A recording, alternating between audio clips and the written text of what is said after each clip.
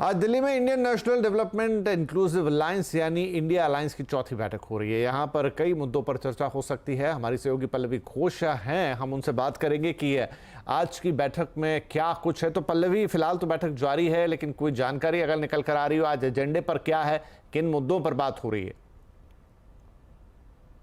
एक अरसे के बाद इंडिया फ्रंट अलायंस मीटिंग हो रही है और उनके पास बहुत सारी चुनौती है, लेकिन वो उस समय बुलाया गया है ये मीटिंग जब आपने देखा होगा संसद में एक के बाद 140 से भी ज़्यादा सांसदों को सस्पेंड कर दिया गया, राज्यसभा और लोकसभा को कुल मिलाकर। और यही एक सबसे बड़ा मुद्दा होगा। दो सबसे बड़े चुनौती पे विचार करना पड़ेगा। एक तो सबसे पहली बात ये है कि सीट शेयरिंग, कौन से राज्य में कितनी सीट्स किसको दिया जाए। चुनौती इसलिए है कि अगर जैसे मैं मिसाल के तौर पर बंगाल की बात करूं, वहां पे तृणमूल कांग्रेस का मानना है कि मालदा और मुर्शिदाबाद को छोड़कर कांग्रेस के लिए किसी और सीट पे जीत पाना मुश्किल होगा। और ऐसे में हम कांग्रेस का जो डिमांड है कि हम और सीटों पे लड़ेंगे, वो देना बड़ा मुश्किल होगा। और यही प्रॉब्लम है पंजाब में, दिल्ली में, और अगर आप उत्तर प्रदेश की भी बात करें, मध्य प्रदेश के चुनाव के दौरान समाजवादी पार्टी और कांग्रेस के रिश्ते बहुत ही खराब हो गए थे। और वहाँ पे अखिलेश यादव ने ये भी कहा था जब सीट शेयरिंग की बातें शुरू होंगी तब हम बदला लेंगे।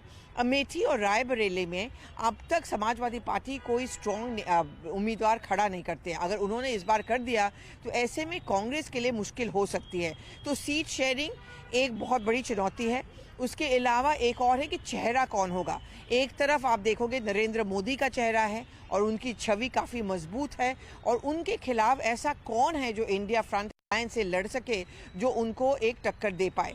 अगर आप बिहार की बात करें, वहाँ नीतीश कुमार के जितने समर्थक हैं उनको पिच करें प्रधानमंत्री के तौर पर, बंगाल में ममता बनर्जी को, और ऐसे में कोई चेहरा नहीं ला पाना या चेहरा लाने से इग्नोर या अवॉइड करना, वो शायद पॉलिटिकली स्पीकिंग इनके लिए फ़ायदेमंद नहीं होगा।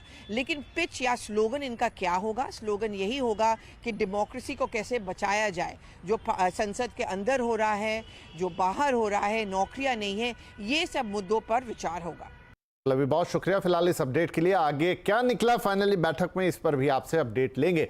इधर इंडिया गठबंधन की बैठक में क्या नतीजा निकलेगा, जैसा हम कह रहे हैं आज आवाज़ अड्डा में इसी पर होने जा रही है बड़ी चर्चा। शाम 7:57 पर आज का आवाज़ अड्डा ज़रूर देखिएगा हमारे साथ, क्योंकि यहाँ होगी इंडिया गठबंधन की बात और पूछेंगे सवाल कि आज इसमें क्या निकला। आज का आवाज़ अड्डा